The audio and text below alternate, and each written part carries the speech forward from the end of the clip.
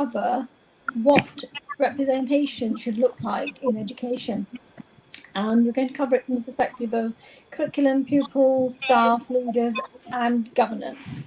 So, without further ado, can I suggest that each panelist introduce themselves and also just very briefly tell me why representation is important to you personally. So we start off with Valerie, then Emma, James, and then Harris. Thank you.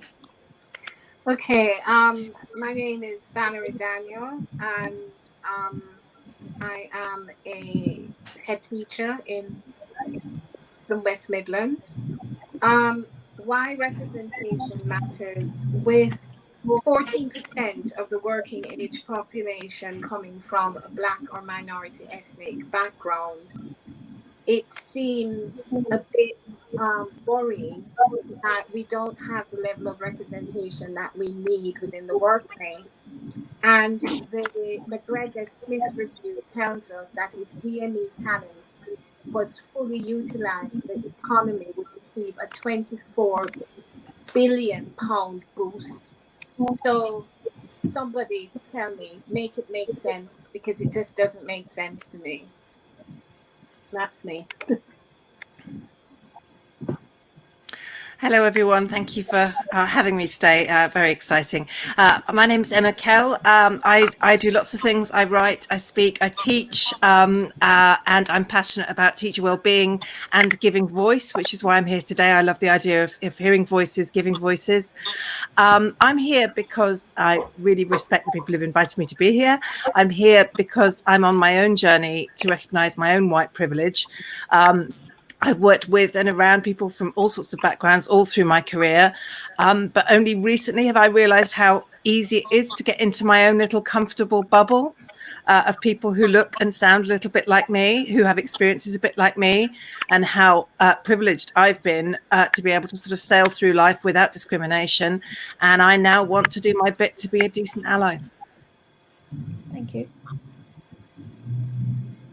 Hi, everyone. My name is James. I was formerly an English lead practitioner and head of English studies, and now I'm an ICT tutor in central London. Representation is important to me because from my personal experiences of growing up, something I needed to see was representation. I was outed at school and came out afterwards to students, and later was bullied out of school as there was such a high level of homophobia in the school that I was a student at. And it was really, really rough. My parents and my family had a very complicated situation at home. They couldn't offer the support I needed.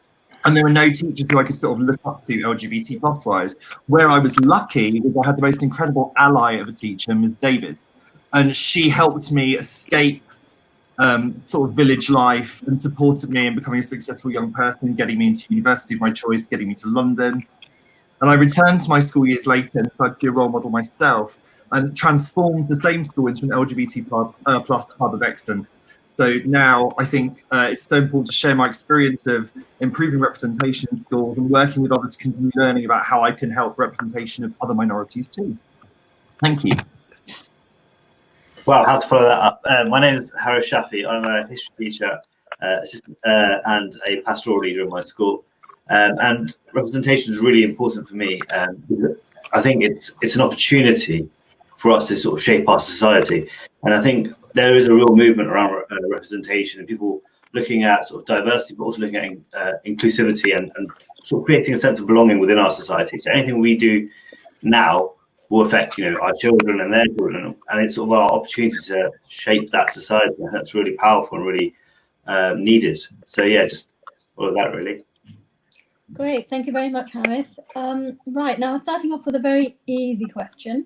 Those of you on Twitter will be aware that we quite often get into debates about representation on panels and conferences.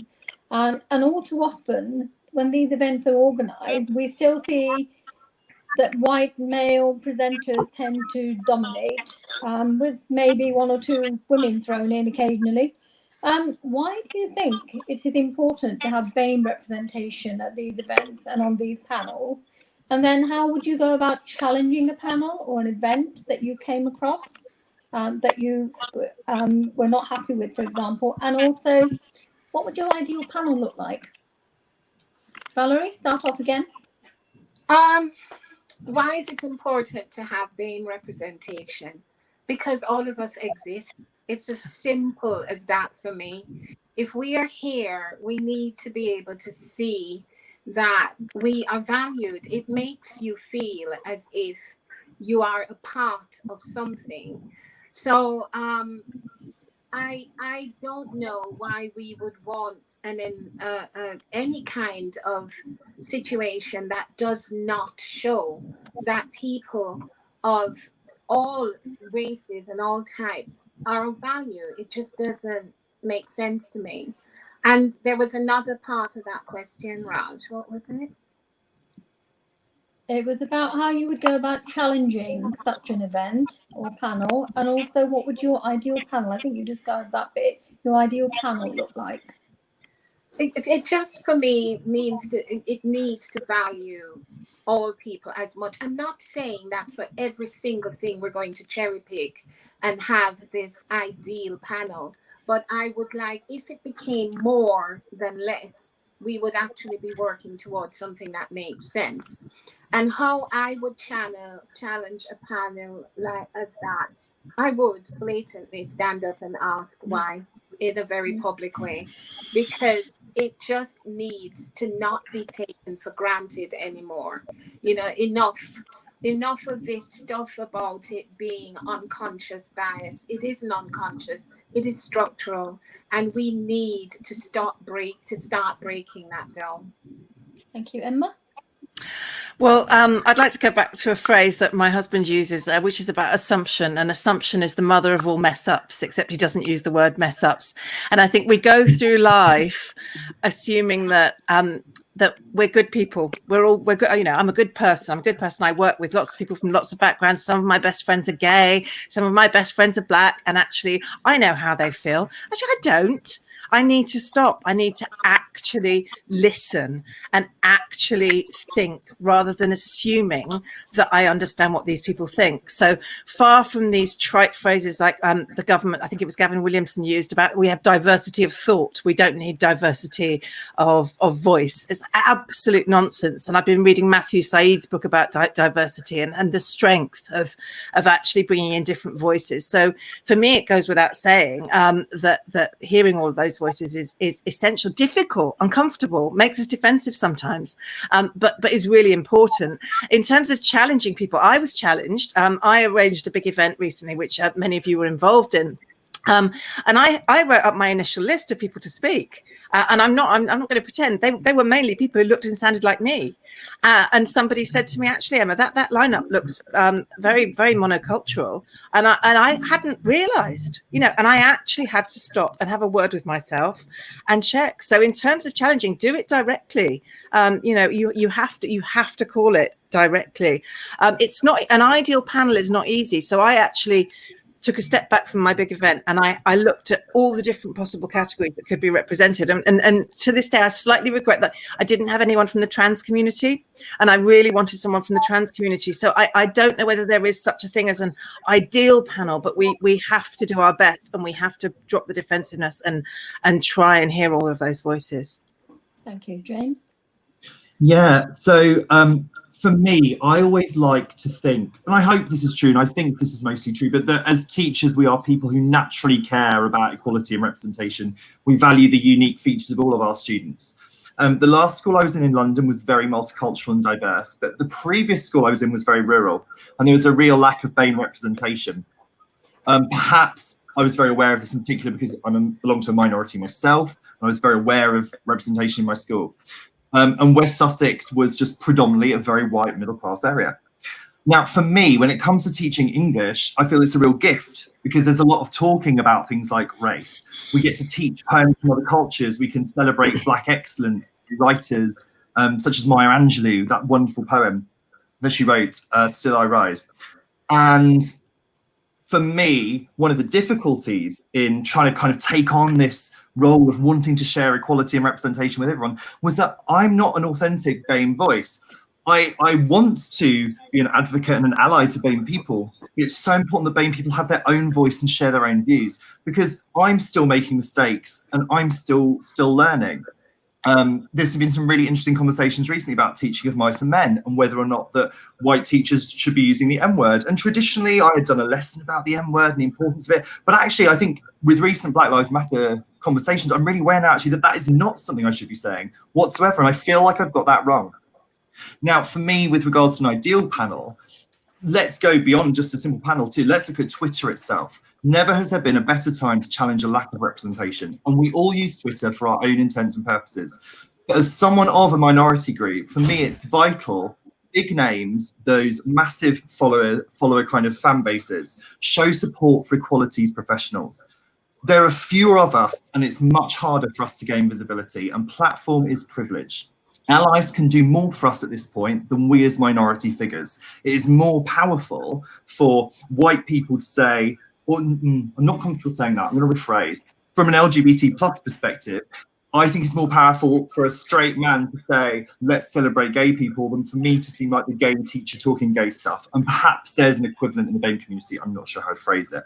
But for me, we need allies to do more for us at this point. We need allies to take platforms, and we need them to become educated and active, because pastoral care is as important as academic. And we need to ensure that teachers are careful when commenting on equalities topics. A lack of education can lead to prejudiced discourses, which someone might perceive as racist or sexist and homophobic and transphobic. It's all of our responsibility to be allies and support all of the different people within our society and schools. Thank you. Thank you, Sean. Harry? Okay, so let's break down. Firstly, just on why is it important. So I think it's important because there's strength of ideas. I think we accept that BAME people, minority groups are just as sort of able to do the job as well as everyone else. So it's important that we get their ideas.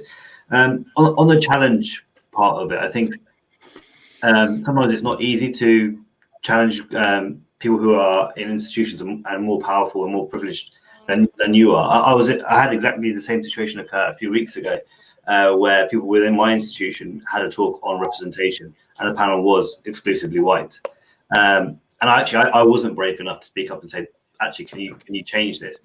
So I texted one of my friends who works at another school, and I said, can you ask this question for me? And that's where allies come in, and that's where allies are so powerful. Because if I challenge that, I felt like it might seem like I was asking for a seat at the table for myself.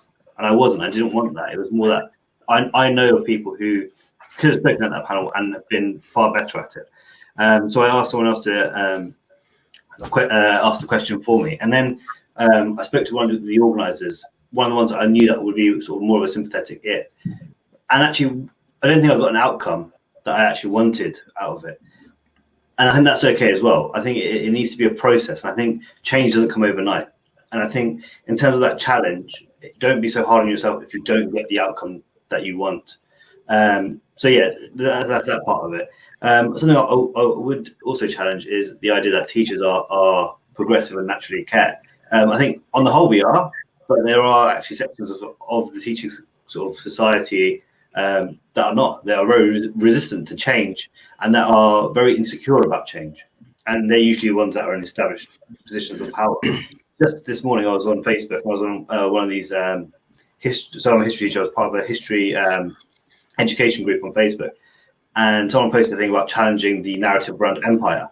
And there was a number of teachers on there being like, "Oh, I wouldn't let this rubbish into my classroom.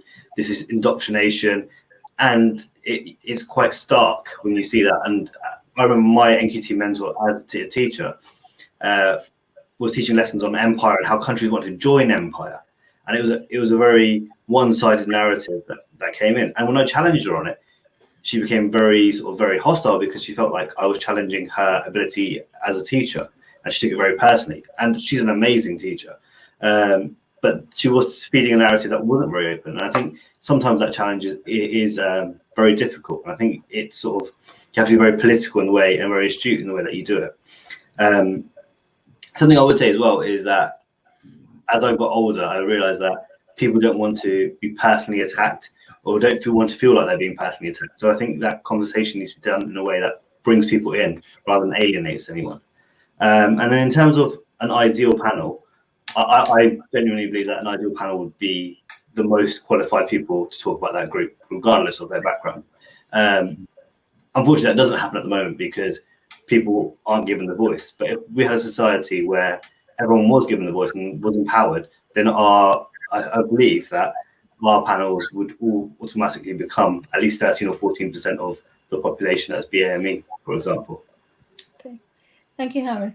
Now, against the background of the murder of George Floyd, the Black Lives Matter movement, I think it's fair to say that we as a society have been reflecting, and education in particular. So, from the perspective of children and young people, how important is it that the curriculum not just reflects our community, but actually is more representative of our multicultural society? And that children can see themselves represented in the curriculum. And as part of that, where do you see the anti-racism and equity work fitting in? And finally, to add to that little bit, is how would you involve the school community, parents, pupils, and staff in how we move forward on the curriculum?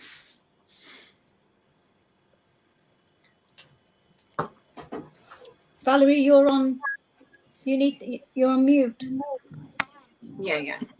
Having been on Twitter for most of summer, which is very new to me, I've found it really interesting, the resistance towards opening up the narrative around history, for example, around speaking about the empire, about speaking about what actually happened, that truth that exists around history for other people.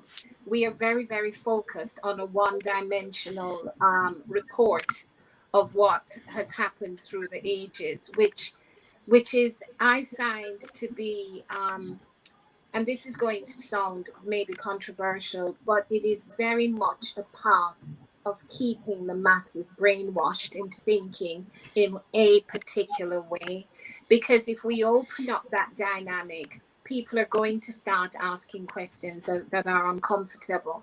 So we do a lot about keeping people feeling secure about what happened in history, for example.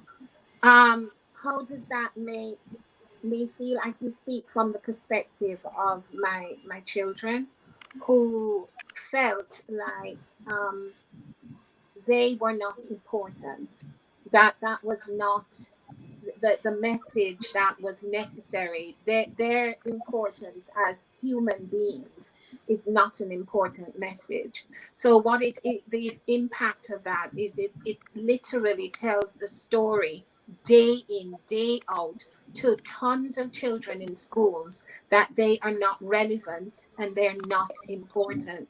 Why would we do that? I've sat and listened to what's culturally significant and what's culturally insignificant, saying Mozart is culturally significant, but Stormzy isn't. Why is that even a thing? I don't understand.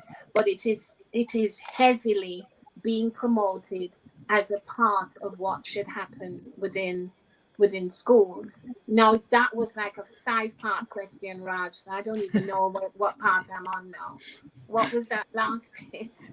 You said something else at the very last bit. What was it that you said,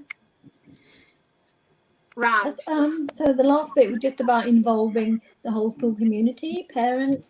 How do we go about making sure we take them with us on this journey with curriculum? The thing about this journey is, if anybody ever thinks it's going to be an easy journey, they're wrong. It's a rocky road, and none of us are going to be able to navigate this without our allies.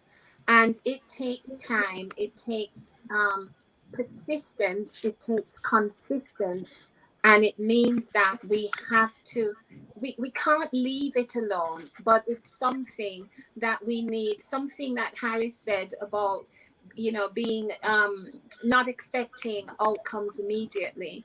It's something we have to have a lead in and be persistent about addressing. And I've done, for example, when Prevent came out, we did a 6 weeks lead in with parents so that they understood what it was all about and what we were doing.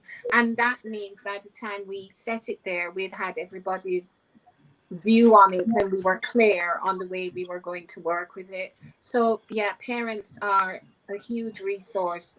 In fact, probably the most valuable resource, because if they start speaking up, we will get action. Thank you, Valerie. Emma? Not sure where to begin. I've got so many thoughts. Right. Okay. I'm thinking about the work of Alison Creel and Professor Paul Miller at the moment, and the fact that with the best will in the world, the vast majority of schools are at the stage of tokenism, where this idea of teachers as good people, I think is fascinating.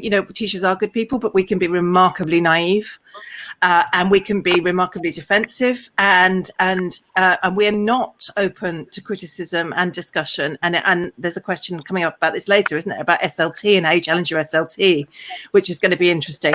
So it's this whole question of assumptions and assuming that we're all good people. My daughter, my children are half Asian. My daughter was called a Paki back in February at school in rural Hertfordshire. And you walk along thinking actually it's all fine, and it's just not. And in a similar vein, one group we don't have represented here actually is disability, and similarly, same village, progressive and lovely place to live, where the parents talked about how the normal children weren't getting enough attention because their normal children weren't getting enough attention because children with special needs were getting more. And sometimes parents can be our biggest allies, as Valerie was saying, but they can also be our biggest hindrances. So what I did, trying to be a better ally as a result of that, was I've asked Elizabeth Wright, the Paralympian, to come into the school and talk to the children, because actually it's the children are the ones who you can make the biggest difference with. So how many different questions? I don't know where I've ended up here, but tokenism. If you are in a school where your school is doing an inset on Tuesday or Wednesday about diversity, and then they're going to tick a box and leave it for the rest of the year, then that's not good enough. It's not good enough. In the school I'm at, Alison Creel is coming in. She's coming in again and again and again throughout the year. She's going to give us tasks to do, things to think about. We're going to build a group within the school. It's as Valerie said, it's hard. It's not easy. It's a very, very long journey. It's going to take more than a day, more than a year, more than a decade. But we do need to have faith in our young people and listen to them, because on a final note, my daughter, we gave her Instagram over lockdown. Eventually we crumbled, thinking that she'd be sharing makeup tips and everything else. She wasn't. She was sharing stories about George Floyd. And she was coming down and she was asking difficult questions, and she was challenging, and she was asking about people with skin color like her and the kind of discrimination they face. So I think we often underestimate our young people. So talk to them, break those taboos and open that dialogue. I think we don't give our young people enough credit sometimes. James? So if I think back to my own experience first of being an LGBT plus person, for me, I had no role model to look up to.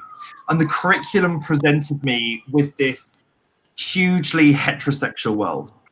And for me, it wasn't even just a case of not learning about LGBT life, but I had no imagining that there was this other life.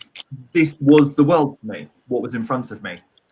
And it took my incredible English teacher, Miss Davies, to gain to know her, where she gave me a series of books about LGBT life, and she had conversations with me, and she was open and authentic about her experiences, and she opened my eyes. I needed someone to show me that world, and I wasn't seeing that in the curriculum.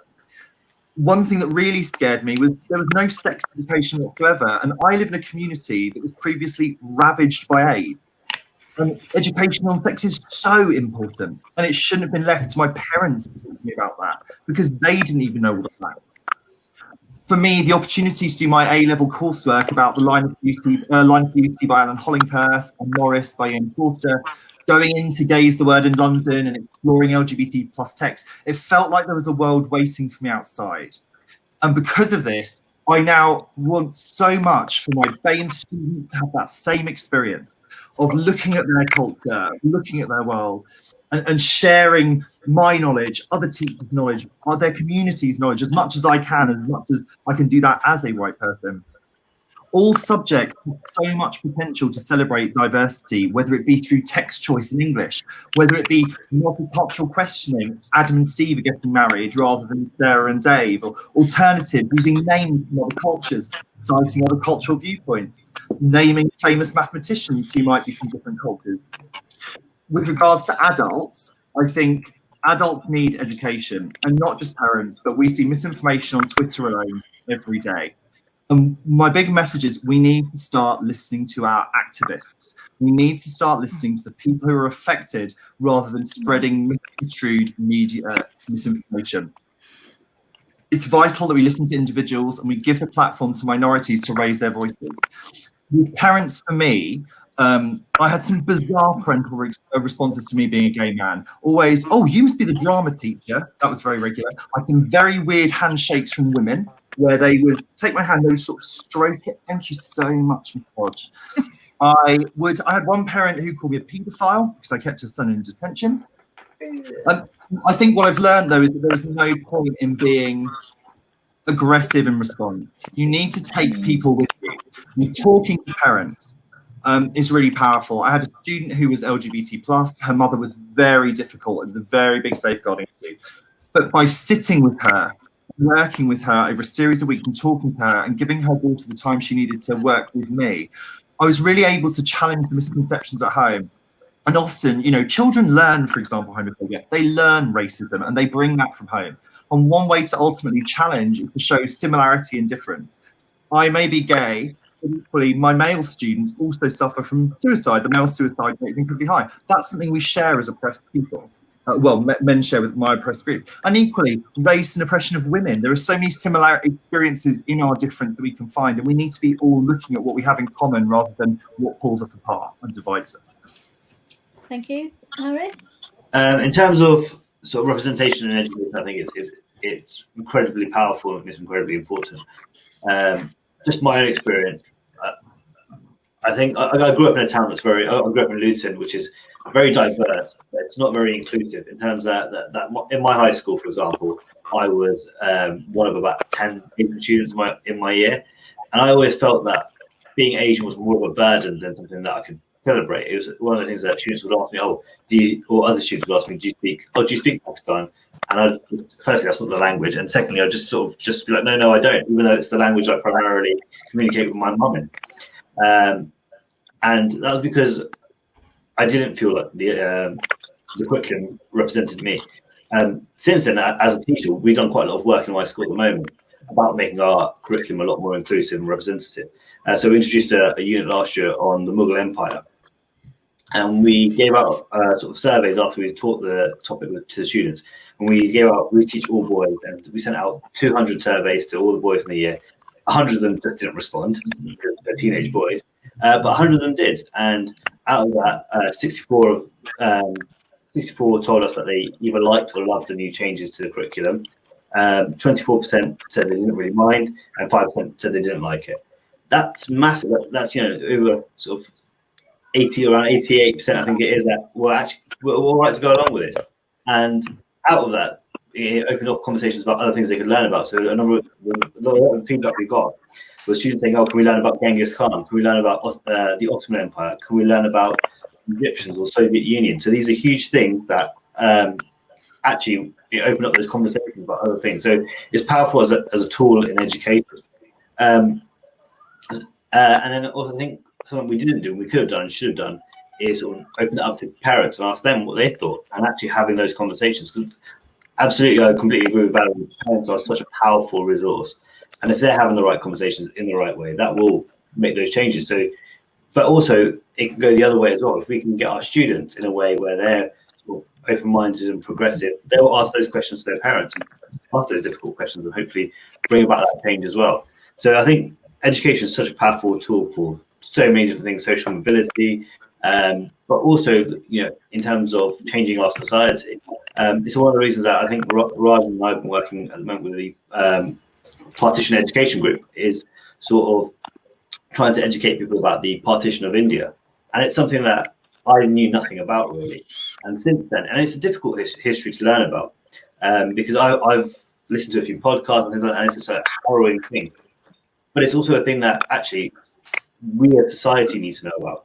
And if we think about sort of our society now, a lot of people say things like, and particularly right-wing groups, and you always see them online saying things like, "Oh, but my granddad fought in the war, or my great-granddad fought in the war. He fought for this country, so it should be a certain way." And even as a history graduate, I didn't really know sort of the contribution of India, for example, to the Second World War. Actually, there was a lot more soldiers fighting from the Indian subcontinent than there was from England.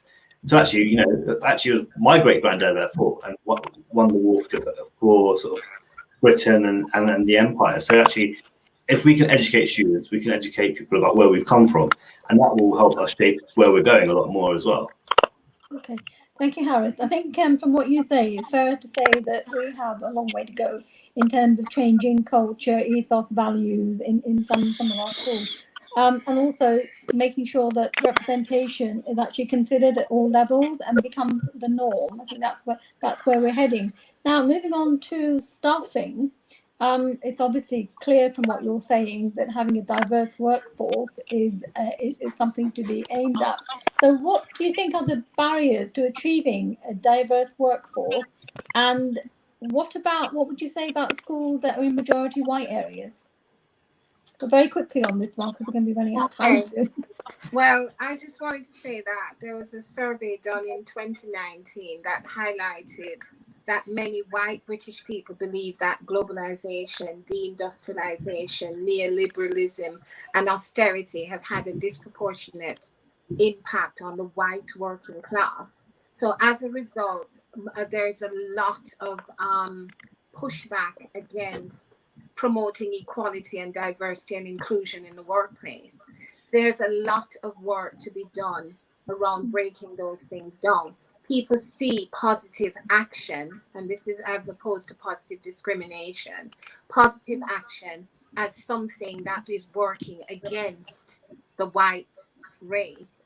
And actually, what we need to understand is that all BME groups, and this is coming from the McGregor-Smith report, all BME groups are more likely to be overqualified than white ethnic groups, but white employees are more likely to be promoted than all other groups. And that is speaking to this concept of unconscious bias, but in some ways, very structural and conscious biases as well.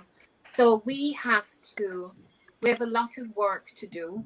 We have to be prepared to challenge. We have to be prepared to step up and say and ask why. We have to be able to put in something systematic that starts changing the culture, because unless we do that, this culture that we have is multi-systemic, and therefore we have to have a multi-systemic approach in how we start moderating these issues within education. I'm trying to I've got too much to say, so I have to let somebody else talk. Okay, Emma, sorry, I'm going to move on. We've got about 10 minutes left. So, Emma, please. I want to come in with a practical tip, because there are lots of questions here about how to be a better ally. I want to pick up on something suggested by Dr. Karen Edge of the Institute of Education, and it's what she calls shoulder tapping. And our instinct, and I referred to this earlier, is to encourage those who look and sound like us to climb the ladder. You know, it's that thing where you remind me of a younger version of myself, that slightly sentimental thing. We need to check that in ourselves, and we need to consciously be shoulder tapping people who don't necessarily look or sound like us, who represent some of these diverse groups, whose voices so desperately need to be said because they have so much to contribute and their levels of qualification are so high compared to many white people. So, and I want to actually do a shout out here. So one of my shoulder taps for the recent event for Bucks was Annie Butt, and Annie had gone through a massive confidence crisis, and she and I were on Voice of Islam radio yesterday together, and she said to me afterwards, I just feel as if the world's opened up to me. I feel I've found my voice.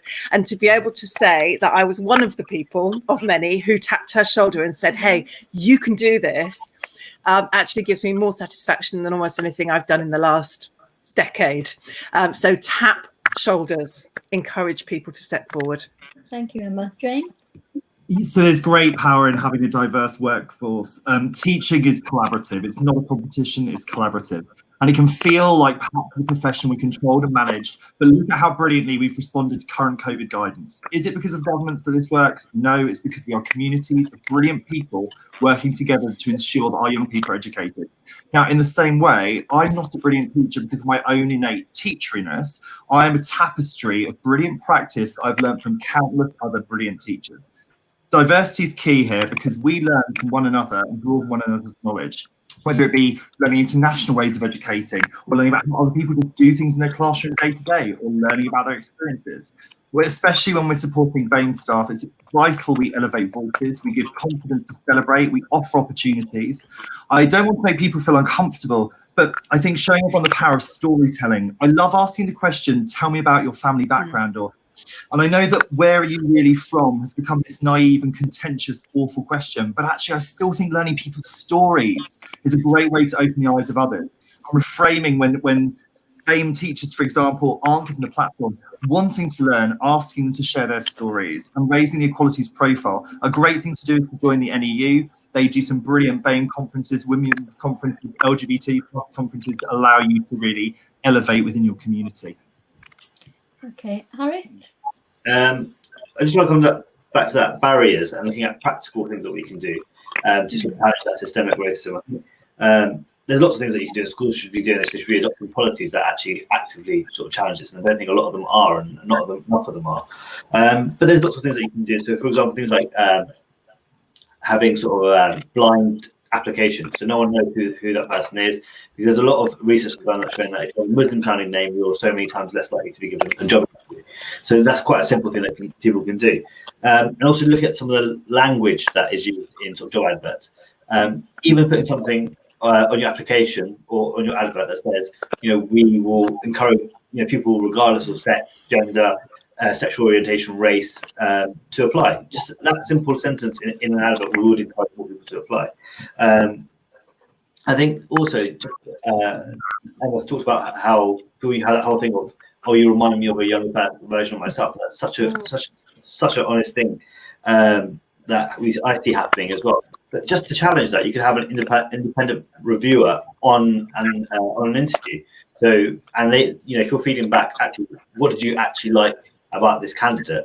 And if it is just sort of those superficial things, then actually that person should be able to challenge it. So having interview panels that actually challenge each other, I think would be really positive.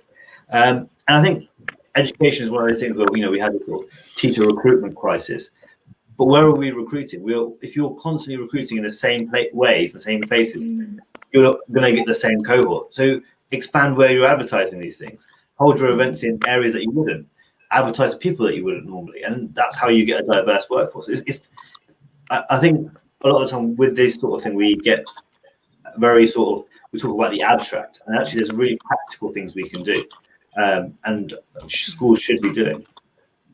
Thank you. I think it's fair to say that, all children need role models. And one thing that Black and Asian young people who have been through the system recently do actually highlight is the fact that they have had no role model, whether it's teachers, but especially not senior leaders, head teachers, and then governors too. So that is a really, really important topic in a separate discussion, I think. So we're coming up to for about 5 minutes left. But the final question for you in that case is, first of all, if you're a teacher, I want to hear your 3 suggestions. What is it that you would like your SLT and your governors to take on board? What action can they take? And if you are in a leadership capacity, I'd like to know what 3 changes you intend to make to move toward better representation. Valerie? Surprisingly enough, I think most people assume that if you are a Black head teacher, representation is pretty much covered. And it does. We seem to, I don't know, but for me and most of the other Black head teachers I've come across, they seem to be more aware of having representation, not just about people of their own skin color, but just a more even distribution of it. I've seen experience of that. So that is very actively a part of the way I operate within my school. I am mindful of it. I'm mindful of seeing children and seeing what my workforce looks like. Sometimes the situation can get a bit out of hand when we're having all kinds of budget cuts and things that are happening, and you're losing staff, and it can become a bit, but it's time to regroup and have a look again at what we're doing and how we look. You've asked for 3. Sorry, I'm not retaining much today. 3. I know you had your tooth removed yesterday, so Yes, it's things fantastic you actually made it here.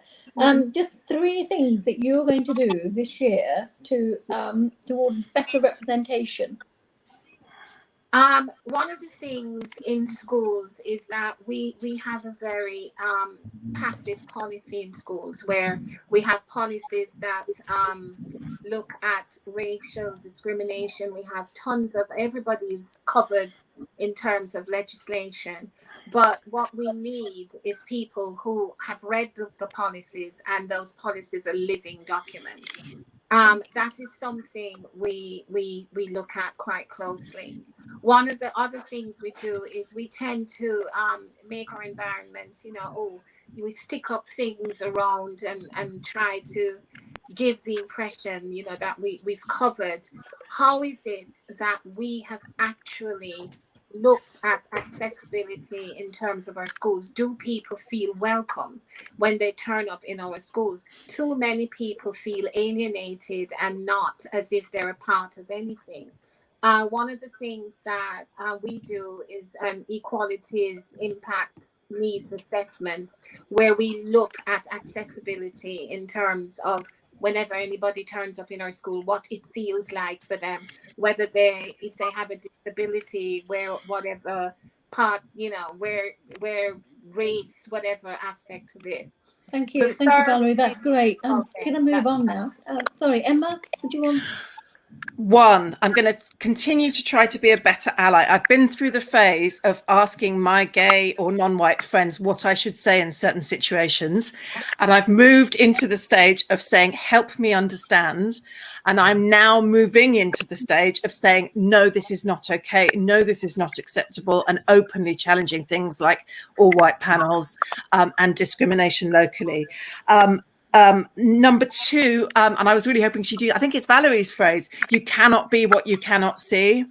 Remembering that phrase, you cannot be what you cannot see, starting with my wonderful Prue Aspire, the journey towards being a truly anti-racist school, starting with making sure that we've got risk assessments for our BAME population, and that we don't assume anything about how people are thinking and feeling. And finally, actually, I live in a village, as I've alluded to, and I've always sort of rolled my eyes and gone back to London. And I've got to know a lot more people and a lot more issues through COVID, and I'm going to start challenging locally. So where I see and hear discrimination locally, rather than just going back into my London bubble, because we each have our own bubbles. This is a bubble. This is a lovely bubble. I'm going to actually say, this is not acceptable. How can I help to stand up for these groups? Brilliant. Thank you. James, 3 things. Okay, so the 3 reasons I think leadership at my previous school was so successful in transforming it into an LGBT hub of excellence. 1, they were open-minded and ready to learn. They were happy to acknowledge what wasn't working and be really upfront and honest about it. They listened and trusted experts to tell them what they needed to know. They came to me and there was no arrogance or attitude. It was simply, please help. They used the assets within the community, and I really believe that there is no greater asset in a school than teachers. 3rd, make equalities a priority. I knew that the school had been successful because I left 2 years ago, but recently got a call from them to say that J.K. Rowling had said some questionable things on the internet. They had been planning to have her as a head of house figure, and they strongly felt that perhaps they needed to reconsider.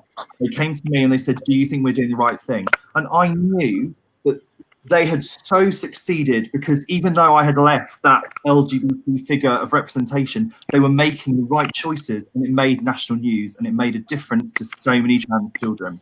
So those are my 3 tips. Thank you. Harry? Well, I think I'm in a bit of a weird position because I'm in that middle management. So I want to go at it from the perspective of a teacher. I think the 3 things I'd want is an audit of where are we going, and how do we get there? And I'd want my SLT to answer those 3 questions. I think I'd want to see a lot more people from minority backgrounds in that middle management. Because quite often, people go on about how there's no senior leadership who are BAME or minority. But if they're not in the middle management, there's no way that you're going to promote them to the SLT. So there needs to be that, and I'd want them to try and do that if there was, if it was the right thing to do. And then I think there needs to be a sort of a culture shift as well. I think people talk about strategy, but actually culture. There's that phrase like culture eats strategy for breakfast.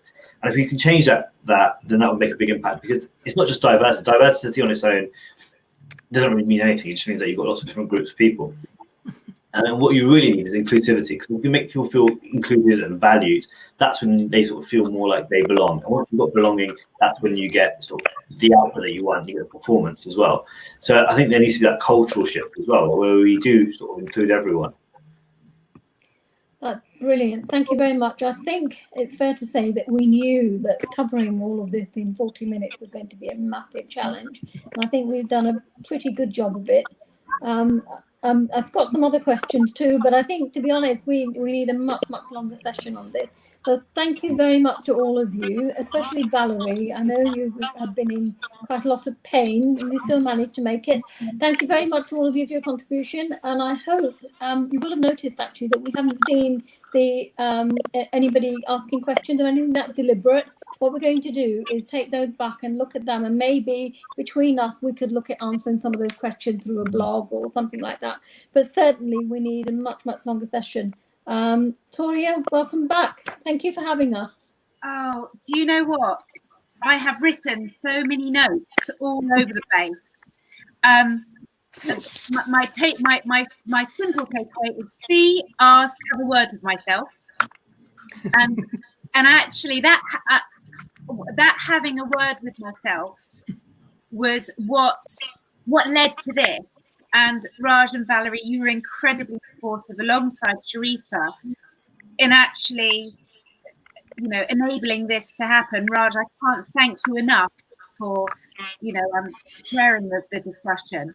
These are the conversations that we need to be having. These are the conversations that people out there need to be listening to, but also engaging with. And I think as a white woman, and I've shared this a lot recently, I was scared. I was scared to say stuff about issues that I didn't know about. I didn't have those lived experiences, so I kept silent. That's not okay. And what I have learned in a very short space of time is that it's really, really important that I am fighting, in a sense, for equity, diversity, representation across the board. I'm making sure that, we do have representation within every sort of CPD thing that we do. And it's interesting. Recently, I've been questioning the CPD that goes on at school. And I thought, well, how many people do I see coming into school? And I'll be honest, that aren't white. I don't see a massive, diverse selection of people coming into school.